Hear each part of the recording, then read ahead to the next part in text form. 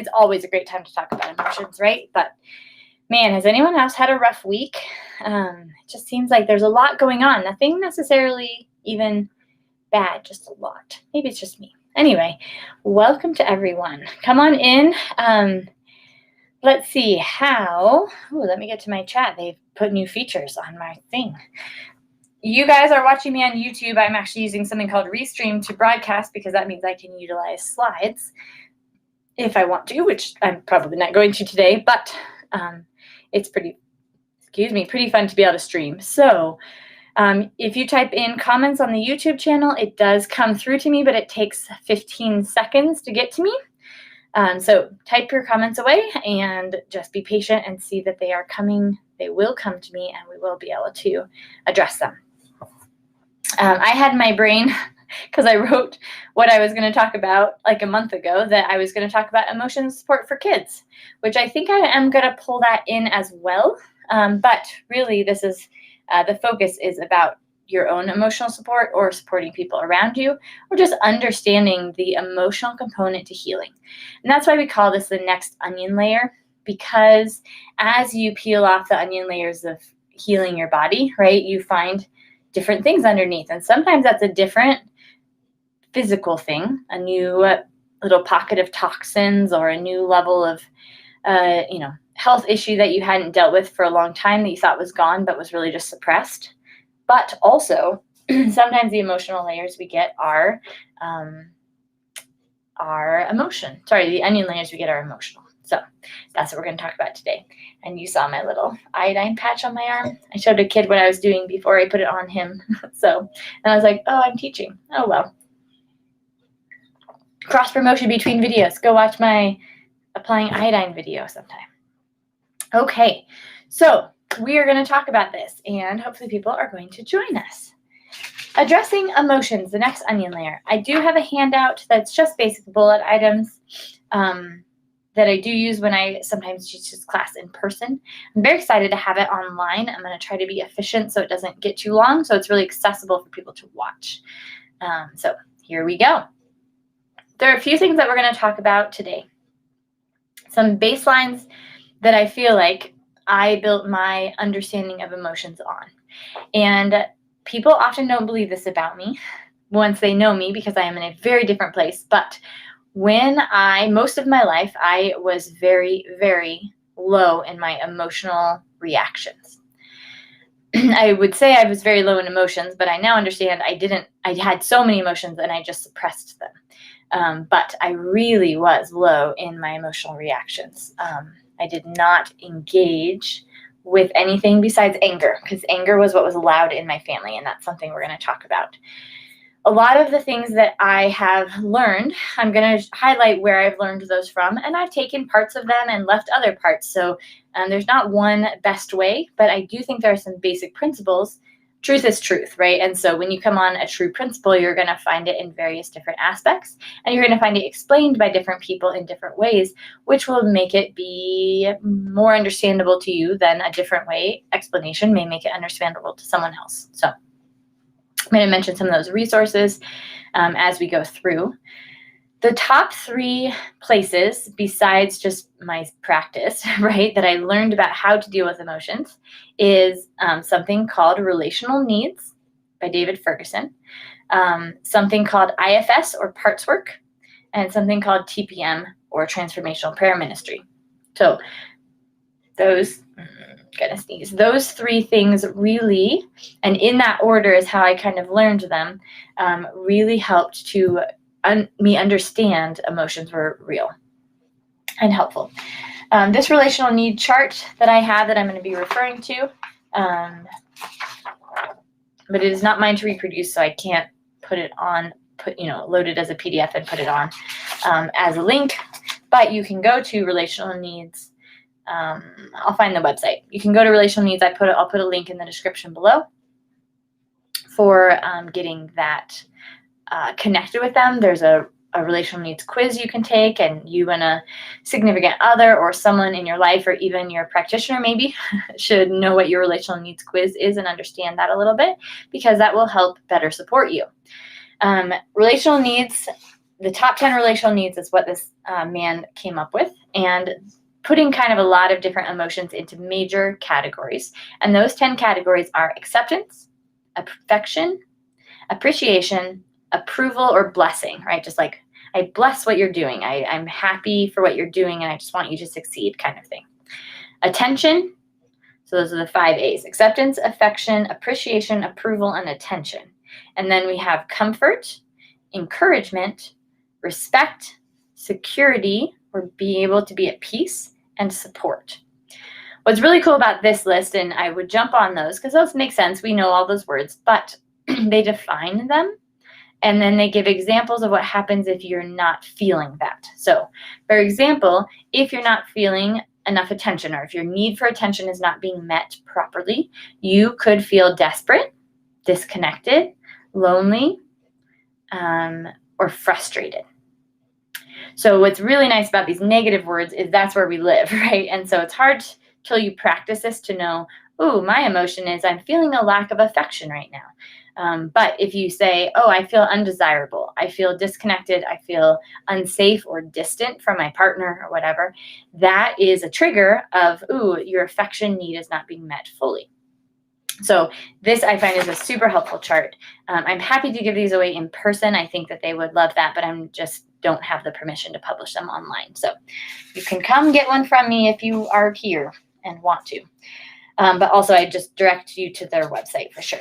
Okay, then we have IFS. IFS stands for Internal Family Systems. It is written by Dick Schwartz, or is created by Dick Schwartz, who's written a ton of books. None of which, oh, here it is. I thought I had it. One of them is here. You Are the One You've Been Waiting For is a fairly good description. It's also a workbook. And so I do recommend this for people who are working through just getting started with emotions. And is it okay to have them, or where did they come from, or why am I so broken and messed up and everyone else is fine, which is not true, of course. Everyone is messed up and broken. So it really walks you through talking about why your family of origin can be causing emotional things, but I love it because it's not a let's blame your family of origin. Let's tell like you're the victim, because that's not why we're here. That's not what our Be Well Clinic culture is, right? We are here to figure out the reality of the situation and to figure out how to engage with our reality to bring a betterment or a deeper level of health to our bodies and our minds, right? And so we want to know what we have to know the reality of something before we can understand how to fix it. And that's what this guy's approach is. Not this guy, but Dick Schwartz's approach is. And it's so, so helpful. And it's so good because it helps you understand, oh, when that thing is not accepted in your family, you don't do it. So I said earlier that anger was the only emotion that I expressed very frequently because it was the only emotion really allowed in my family. Now, if you got hurt, you could cry. Like my parents weren't emotionally abusive in any way. Like they just had limits. So if you got hurt, you cried, but then like you get over it, right? And even if you didn't get over it, maybe then you just should. Like there's no room for that of like checking back in or things like that. Anger was something that like if you didn't feel, then you could be angry. And not that we were allowed to be angry, and my family's not violent, but it was something that I would get angry. It's not okay. The situation's not okay, right? So that is I was helped to understand that and what that means, not in a I'm a victim way and it's my family's fault in this way, but I understand why the way that my family operates, why I tend to operate that way. And in many ways, as we talk about toxins, we pass on our toxic load and our gut flora to our kids, right? And so in the same way, your family will pass on the way to respond emotionally to situations through generations. And that's why we have so many familial patterns. So it's a really helpful thing. It also helps with this understanding that we are double-minded, right? We sometimes think opposite at the exact same time. I know that person wants the best for me, and I also think that they are out to get me. Or I know my partner loves me, but also I'm like really convinced that they're doing whatever, even including extreme things like sleeping around, right? Even though you have this intimate. And if those other thoughts start growing, we start having dishealth. We see double-mindedness a lot in terms of getting well, right? So I really want to take my supplements because I know they're good for me. I've seen that they help me, but I keep not taking them. I keep thinking about them. It's not even forgetting. I'm choosing to not take them. Well, why is that? What's happening there? And parts work really helps you understand that part of you that feels this way compared to the part of you that feels a different way. And being able to address your emotions in those parts instead of talking over or just suppressing one idea because it's the one you know is wrong or you don't want to feel that. So then you keep choosing this one. But again, it's not a reality. If both are happening, we need to address both. It doesn't mean you have to live in both or that you stay double-minded. That's actually not, you can't. You do have to decide. But we can make the best decision when we understand both aspects of our feelings as opposed to getting stuck in just one. TPM, or Transformational Prayer Ministry, is the third kind of main big category of things that I have used to understand emotions and to help bring emotional healing to myself and lots of other people, actually. And I do kind of a mix of TPM and parts work when I work with people on the emotional level, which I do sometimes in the middle of appointments, and sometimes I do just as a separate appointment. I will work just with an emotional health kind of thing. Let's explore why you're not taking supplements. Let's explore why you're not losing weight when you're doing all the right things, but there's some emotional holding on. Let's dive into that and figure out what's going on. Transformational Prayer Ministry, or TPM, is looking at, it's similar to that idea that we need to find the root. Why is it that we're believing something that isn't true? And we always act on our beliefs, right? And so when did that happen? So it's really kind of getting to the root of lies that got established. If you were bullied in 5th grade on the playground every week, and you were told that no one wanted to play with you because you were too fat, that's maybe where you determined that you were too fat and no one wants to be with you because of your weight. So then if you have friend issues, then you're always going to blame it on that. Or if you may choose partners that are not healthy because you're desperately trying to get your relational needs met, right? That top 10 relational needs met, because you believe that no one will want to meet that for you. So you settle for something less than good because you're convinced no one else is going to do it, because reasonable people know that you're fat and you can't actually be with the nice people because you're not nice. You're not nice to look at. But what you need to do is be, with someone who gives you some good, but also, maybe he's abusive or something like that. That is where, if you figure out that lie and you bring healing and care to that time in 5th grade when you were bullied on the playground and realized, oh, not just someone says it to you, but really believed and understood they were kids. They didn't know what they were doing. They were wrong. That was unkind. All of a sudden, you can start behaving differently and choosing better guys, for example, because now you don't feel like, oh, I'm just a loser that no one wants to be my friend because I'm fat, whatever. So it's really digging into that. And once you find that core lie, you're bringing it in prayer to God to see what God has to say to you about it. Because we can't transform our thoughts on our own in the same way. So sometimes we can understand the problem and be able to see that there's a different solution. But with a lot of really deep hurts, especially in our childhood, we need someone who is authoritative and caring to say, nope, that's not true. And then we're going to be able to transform, and that's where the transformational prayer comes in. Okay, so those are the brief summary of all of that. Those are definitions of the concepts and kind of a little bit about. And then the next thing I have really is, what do I suggest in walking yourself through emotional healing? You hopefully are still watching this because you're like, yes, those make sense. I have places I'm stuck or double-minded in. I have things where I want to do one thing and I actually do a different thing.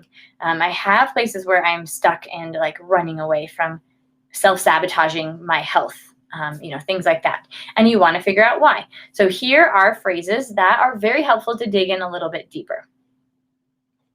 well, we were going to talk about phrases that help to dig in a little deeper. One more thing I wanted to say to set this up, and this is what changed my mind. Because some of you are here because you are listening and you're faithful at watching a video. But you're like, emotions are not a thing for me. It's just physical. I don't even know I'm watching this. It's just emotions are not part of my healing journey. One thing I would ask you to consider is, did you have permission to be emotional as a child? Is your family of origin set up where it's okay or safe to be emotional? Because it may not have been. And again, not in a, oh yeah, I had to be, disassociated because the family home was so bad. No, not at all. My family is lovely. But the certain modalities in which we were allowed to express emotions and the many ways in which emotions were not really welcome because it was disruptive, right? It makes it harder. So it's a lot easier to just shut out emotions, just do the things, right? And don't engage with the long conversations about sadness and all that kind of stuff. Again, my parents did that some, but in general, you just kind of moved through life most of the time unless you were really hurt, either emotionally or physically. And then there was really great care. The thing that changed my mind, and the thing that was almost shocking to me as I read it, there is a book called The Great Commandment Principle, or The Never Alone Church, and that is a book about relational needs. So The Never Alone Church is the revamped of The Great Commandment Principle. They're essentially the same book, just updated. When I read the first chapter probably of that, and the book said, just like you have to eat and sleep and rest, you also have, those are needs, right? The emotional needs, relational needs are just as important. And what shocked me was not actually that statement, but the fact that I disagreed that you should need to sleep and rest and eat. Because I actually had decided those were weaknesses. They were a sad weakness of the body. That is not true. That's the way our bodies are designed. That's the way all living things are designed. You have to input things. You have to keep them clean. You have to eat food. So that is what shocks a lot of people when they go, oh, you just, you do this naturally and you're so good at it and you're so good at emotions. No. I worked so hard to believe things that were true that did not feel true. They were not the way I grew up. They were not the way that my brain had decided the world worked. I was like, yeah, I need to sleep, but I slept as little as possible. I ate as little as possible. Not because I had an eating disorder. It was frustrating to me that I had to spend so much time eating, and I love food, so I actually ate a lot. But it was not for the sake of enjoying it or to fill a need. It was to fill a annoying requirement. Drinking water was fine because that's easy, right? And breathing, sure, you can't help it. You have to breathe. But resting and eating were two things that I actually felt very almost guilty about doing.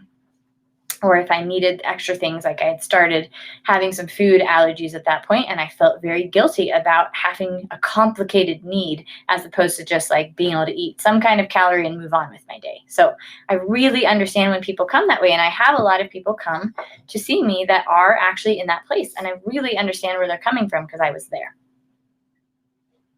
And I did a lot of studying, which is a whole nother topic. But it is true that just like those physical needs are clearly essentially needs, the emotional needs of, and I'm going to read them again, acceptance. You need to be accepted. You need to have affection. You need to be appreciated. You need to be approved of and blessed. You need to have attention, which means someone enters into your world and sees it and understands it. You need to have comfort brought to you and to receive it. You need encouragement. You need respect from people. You need security or peace, knowing that your situation is safe and that your relationships are safe and in harmony. And you need support. Now, we live in a broken world, and you are not going to get all of these from every person all the time. Of course not. But your needs are still present. And we have a lot of needs that can come from other people. And we also can get those needs filled from God. And parts work actually talks about how you can help care for your own self in some of those needs. So I think that you get it from all three parts, all three places: God, people, and us, and ourselves. We can do some amount of caring for ourselves. But we need other people. We need other people. It's not good to be alone. So those are just as legitimate. That actually can be a really hard place for people to start from, but it's really important, because if you don't acknowledge that you emotionally need things, you can't acknowledge when those needs weren't met and it hurt you, just the same way that if you didn't get enough vitamin B and that need for vitamin B didn't get met, you will have problems because your needs were not met, right? And so emotions are just the same as physical things, just in a different plane. Okay, so hopefully that is helpful, and I don't want to say convincing, but it's important. It's an important thing, because I feel like people think of emotion, you go to a psychiatrist or a counselor, and then you go to a practitioner, and I really think they should be completely melded, and that's something that I'm working to understand how to do better, and part of it is teaching these classes and helping people understand. Okay, so if you're like, yes, okay, I'm with you so far, how do I actually do it? It's been 21 minutes, Amy. Let's talk about some, practicals. First question you need to ask yourself, and you may not be asking yourself this very often: how am I feeling right now? What am I feeling right now? Why am I feeling that right now? Just checking in, just like we are learning how to listen to our hunger cues or listen to our, it's time to go to sleep. We need to learn to listen to our body, and that includes in emotions.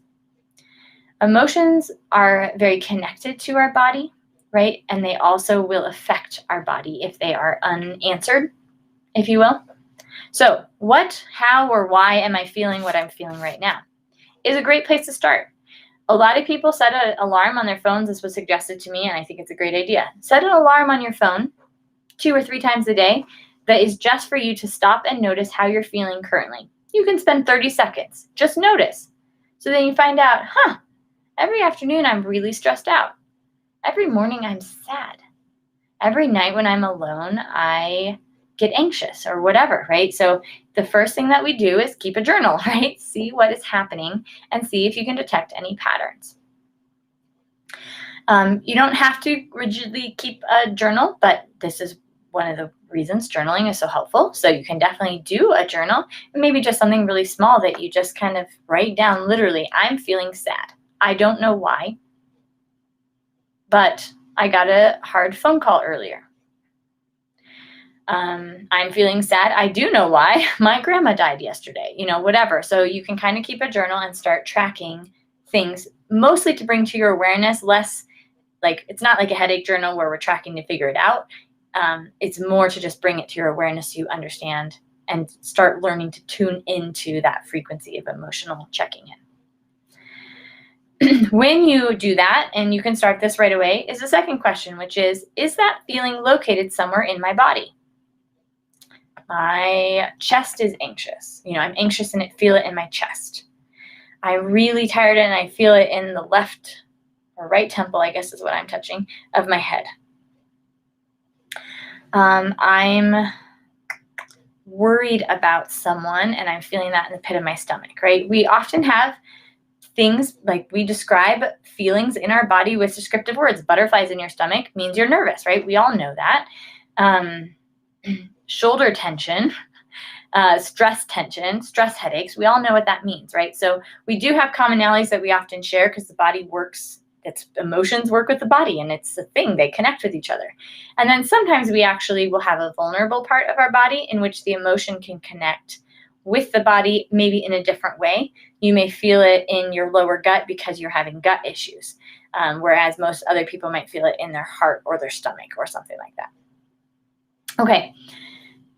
What does that part of me, so either that physical part of you or a kind of that emotional part, like we say that, right? Part of me is scared. Okay, what does that part of you want to communicate with you? What are you scared about? If you have kids, you know the importance of stopping when your kids are afraid and not being like, why are you afraid? Get over it. how helpful is that? Zero helpful, right? That's not helpful at all. It's really helpful to go, hey, let me know. Why are you worried? What's going on? And then don't laugh at them, right? Well, I have a monster, my closet looks like a monster when I put my thing here. Don't laugh at them, right? Listen to them. It's a real fear to them. And then you can help explain or change the situation or whatever. Same things for us, right? Kind of when you're talking to part of you, it's almost like figuring out what's wrong with your child.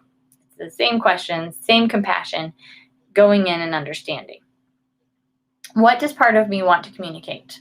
What do they want me to know? What am I afraid about, right? You don't have to say what's part of me, but what am I afraid about? Why am I worried about this? Why do I have butterflies in the pit of my stomach? Why do my knees hurt all of a sudden? And oftentimes that there's something that needs to be communicated from that part of our body. We actually often can put our hands on that part of the body, and it helps to connect us with that emotion without everything else, because there's lots of other things happening too, right? So it helps us to focus in. So if you're having knee pain and it's been happening for a couple months to years, and nothing's wrong with it, right? Everyone's done it. Physically it checks out fine, or physically it doesn't check out fine, but you keep doing stuff that should fix it and nothing's working. There's a good chance it's emotional. There's an emotional component, right? Not fully emotion, but an emotional component, because emotions affect our body. Try putting your hands on your knees and just say, hey, I'm sorry. I've been ignoring you. I haven't been listening properly. What are you trying to tell me? Help me to understand. And it is amazing when I've done this with people, how much information happens right there. So if you're watching this on replay, pause the video for a second. If you've got some part of you that needs to talk that you've been not knowing how to communicate with properly, and so just pause the video and ask that question. What do you want me to know? And then write it down and start, using that new information about how to take care of your health. Another helpful question that kind of can help dig into what's going on is anything I'm feeling being felt towards someone or something? So when we feel something towards someone, it's usually anger. We call it a lot of different names: upset, frustrated, annoyed, ticked off, whatever. But it's anger. We're angry. If you're angry at someone, right? But you don't love at someone. You love someone, but you don't love at someone. So it's really anger, frustration. I'm frustrated at you. I'm angry at you. I'm annoyed at you, right? So when it's directed at someone or something, maybe you're annoyed at the situation, then that is anger. And anger can be destructive, but it can also be helpful. Anger is a very powerful, strong emotion, and it allows you to do things. If you're angry at yourself, you may, at being late for work, you probably will get up for work the next morning without, maybe better than you have been, right? If you're angry at someone who's hurting you, you're going to leave the situation instead of still allowing them to hurt you, right? So we often hold on to anger, often in kind of a twisted way. It always makes sense, but it doesn't at first. So if you're at someone, if you're emotioning at someone, dig into that a little deeper. And the question to ask, what would happen if you stopped feeling angry? And that seems like a really simplistic question until you ask it to yourself, because there will be an answer. Now, your first answer might be, I don't know, I'll be happier and not angry. Yes, okay. But what bad thing would happen? What bad thing would happen if you stopped being angry at whoever, whatever? Would you get stuck, right? Is that anger motivating you to move? And so if you let go of your anger, you won't move. Maybe you need to leave a job or something, right? Is that anger keeping you safe? It reminds me not to let someone do that to me again, right? That's often why we hold on to anger. Is that anger holding someone responsible? If I let go of my anger, they're going to get away with it. No one seems to care, and so I have to stay angry so that to prove that it was wrong. Right? Most people fall in one of those three categories. And those things are very helpful, right? To accomplish a goal. Now, ultimately, to accomplish an actual accomplishment of moving on and being whole and free, of course it doesn't help. But understand and acknowledge the logic that it is, according to the logic, if anger is the only thing that protects you, you should not let go of anger. That would be stupid. right? Now, anger isn't the only thing that protects you, but that's not the stage you're in right now, okay? So what you need to do is figure out, why are you holding on to your anger or your emotion at someone, right? And then sometimes when you think it through, especially if it's something that happened a long time ago, you're going to logically come to a conclusion that's, oh, I don't actually need that anger anymore, right? And then just let it go in whatever way.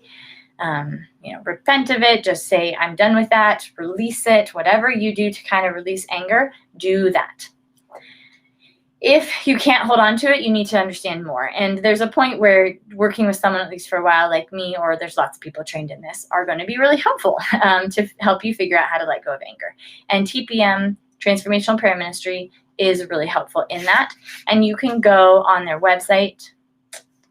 I think it's transformationalprayer.org. I'm almost positive, but Transformational Prayer Ministry, they have a ton of videos, all their education about how to do transformational prayer ministry, which you can do on yourself or learn to do with a friend and do it with each other, is on there. And there are lots of videos about anger and how to work through anger so that it's no longer a barrier to you moving forward.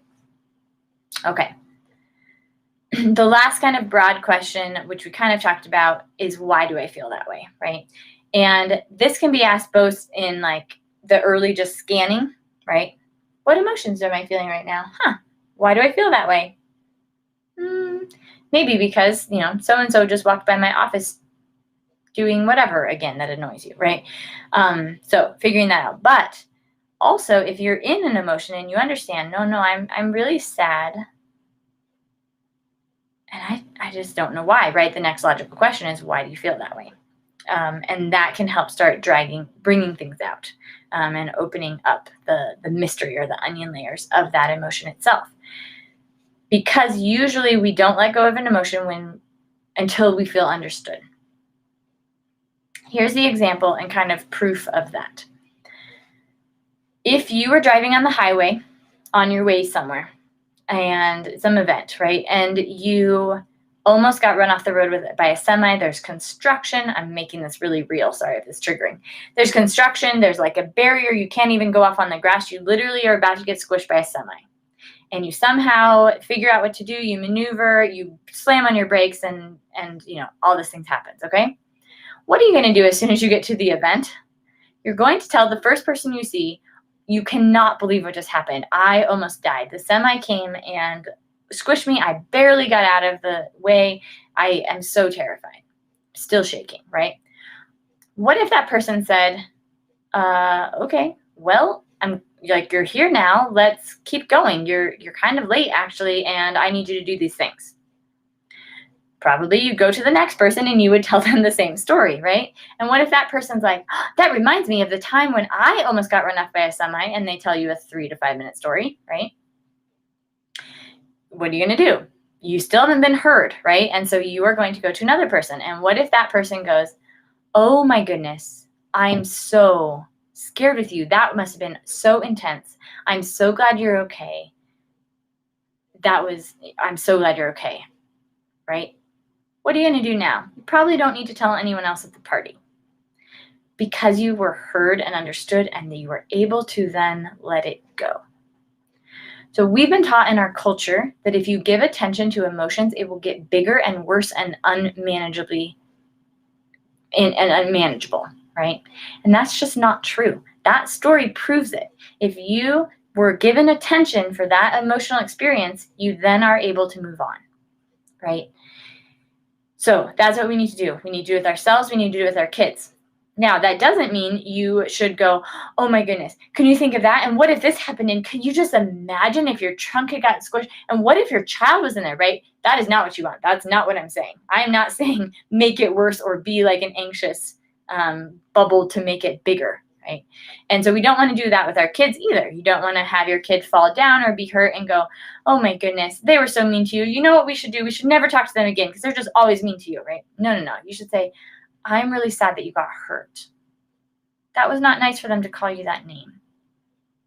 Come here, let me give you a hug. I know you're special and I love you very much, right? That is being acknowledging and understanding, but not purposely, if you will, making it bigger, right? So That's the thing we want to do with ourselves and with our kids as well. I'm skipping the next part. Oh, that's the end of it.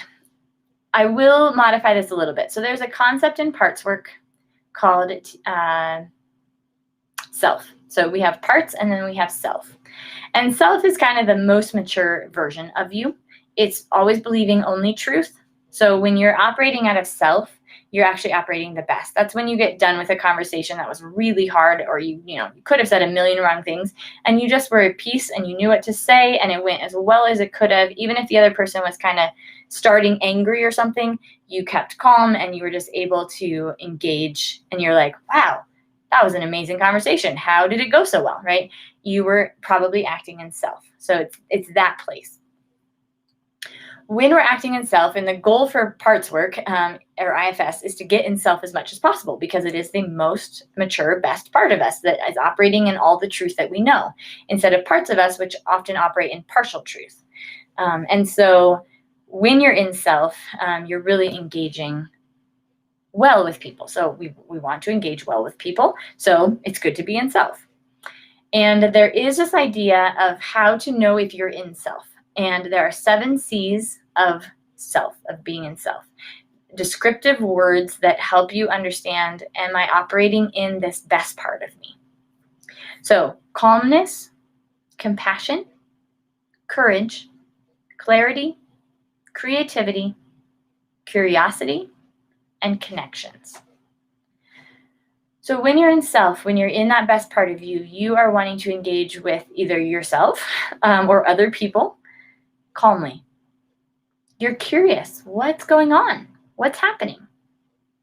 You're courageous. You're not afraid to rip off the Band-Aid and undress the wound and find out what yuck is underneath. You have clarity. You're like, nope, this is important to do right now. Or you know what? We're tired and we should go to bed, right? So you're able to make decisions really easily. You're creative. You aren't just black and white. You're not, it's either everything is going to go fine or they hate me, right? It's, maybe they had a hard day.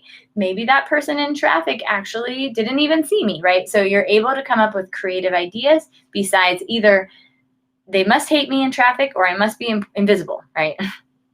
I must be invisible. That's why they didn't see me. Otherwise, they are just jerks, right? So that's an either or, as opposed to, wow, maybe they didn't see me because, they looked at their child in the back seat or something at just the wrong time.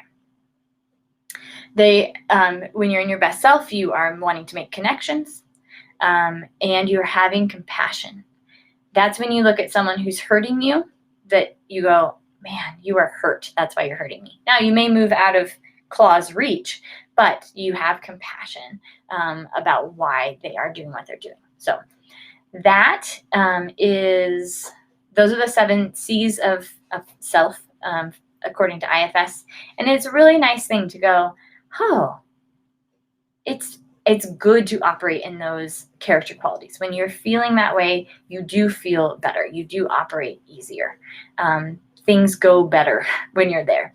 And then that, to me, has been a guiding force of how to kind of get into a different, when I'm not there, that tells me, oh, you need to do something about it. Let's explore what emotions are going on. Why are you feeling those emotions? Why won't you let go of that emotion? What is it helping you with? What are you holding on to? What are you afraid would happen if you felt not just angry, but what are you afraid would happen if you felt sad? Well, I'd cry all the time and never get anything done. That's one of the most common answers I hear from that. What happens if you did lose weight? I would feel better. Okay. What negative thing would happen if you did lose weight? People would expect more of me. What happens if you lose weight? I would have to go buy a whole new wardrobe and I can't afford it, right? There could be tons of very logical reasons why. And they're not the reasons we want to act on. But until we acknowledge those reasons, we will act on them subconsciously. So we need to bring them out in the open so that we can understand them. Okay. The last kind of thing I want to finish up here is with Bach flower remedies. And I don't know that I can share my screen. So you can go to Bach flower, BACHFLOWER, like smell, it's pretty a flower, bachflower.com.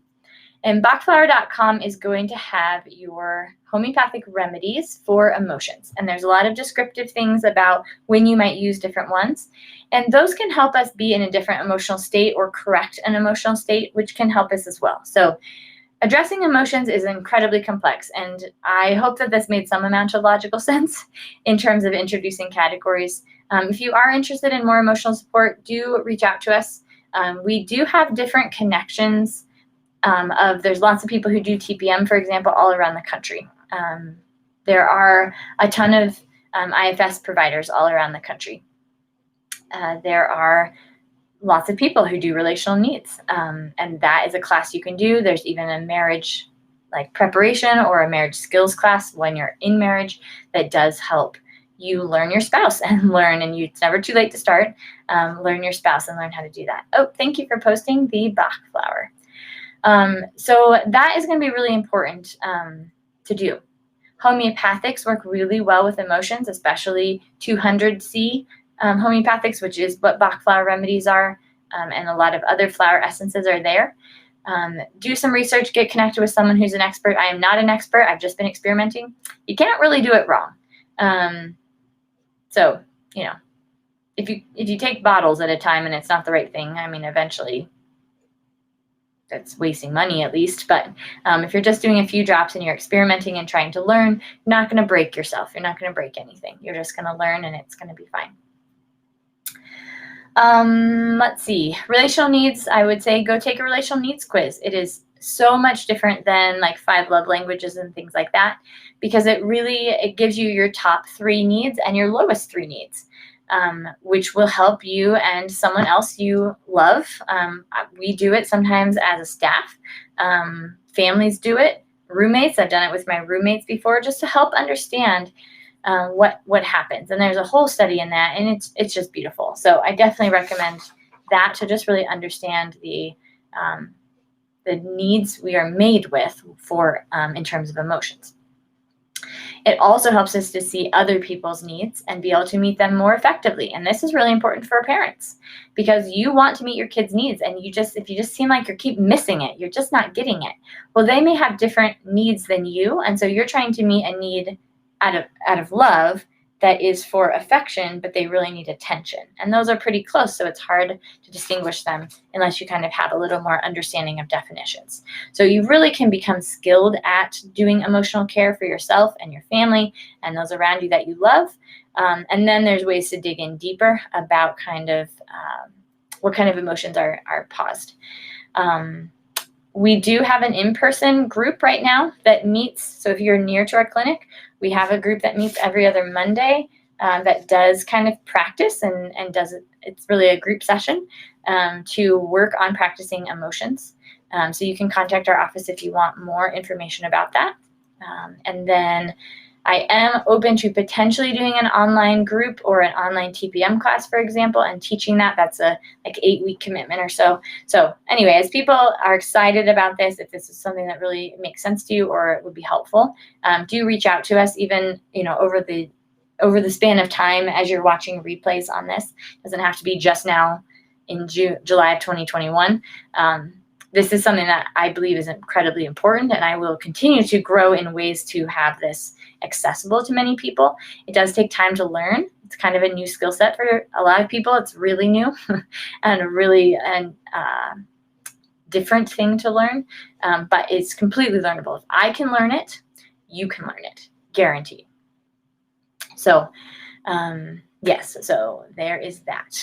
And if you have resistance or hesitancy at the thought of learning about your emotions, we can help with that too, because that's actually really common, that people are like, I can't open that box because it would be overwhelming or something like that, right? And there's ways to do it that is not overwhelming, and we can definitely help with that. And all of these ways do acknowledge the overwhelming nature of this because our society misses it. So, okay, I'll ask for questions, but I want to keep to 45 minutes if I can. But if you have any questions, I'm assuming people will have typed them before now. If you're watching the replay, you can type questions in it just as a YouTube comment, and that will come up, and I do see those come and answer those eventually. at least within a week usually.